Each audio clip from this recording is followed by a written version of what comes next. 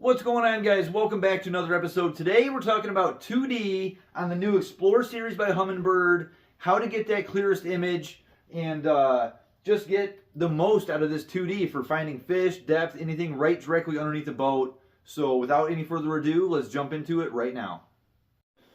All right, guys, we're in full screen 2D sonar and on this new Xplore 9 by Humminbird. And this is going to be the same for all your Solix, Apex, and Xplore series units. The first thing I like to do is adjust this cone diameter. I leave this on full most all the time, but if you're looking for, say you're jigging for walleyes or, whitefish or something right underneath the boat and you want to see your jig and the least amount of clutter, you want this on narrow. You can do wide, but full is a range from the narrow and wide. It gives you the most,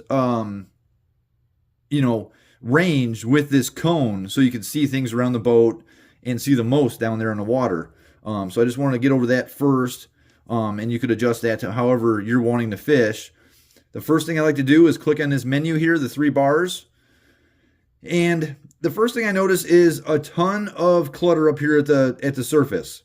If you get in your menu, click down in here in settings, go down to the bottom, it has surface clutter. You could turn this down, which a lot of times, depending on what time of year, if you have algae bloom or a lot of sun hitting the water, I'll turn this down to 1, and you can see it's got a lot less up here, and it's going to get a better, clearer picture for fish and things like that on the bottom.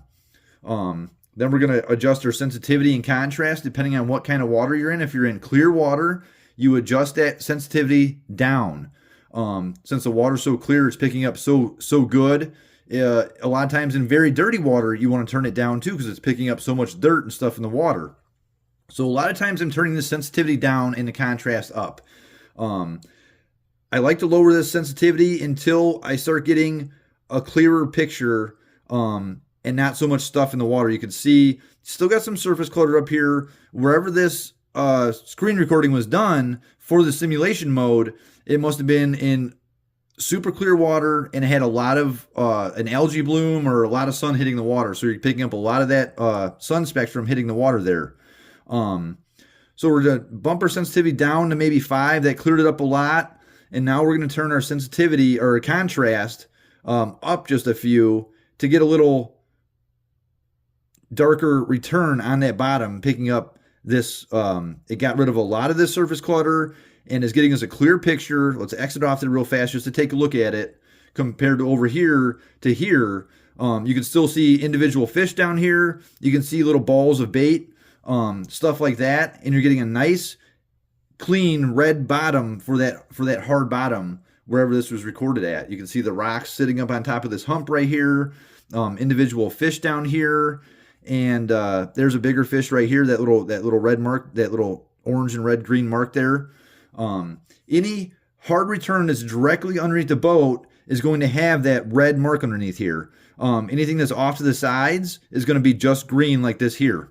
So that is just one more way to get a cleaner picture out there in the boat on this 2D. It's a great tool for just finding your depth, seeing fish directly underneath the boat, things like that. So that's it for 2D. All right, guys, that's it for today's episode on this 2D sonar with the Humminbird Xplore. With all this other technology out, the lives and the live scope and the side imaging, down imaging, 2D is still a useful tool. And almost anytime I'm out, I'm looking at get your right depth, finding structure underneath the boat, and seeing fish that are directly underneath the boat and things like that. So 2D is still a great feature on these units, even though all this other technology has came out. So please like, subscribe, guys. We have a bunch more episodes coming out on this Humminbird technology. So we'll see you on the next one.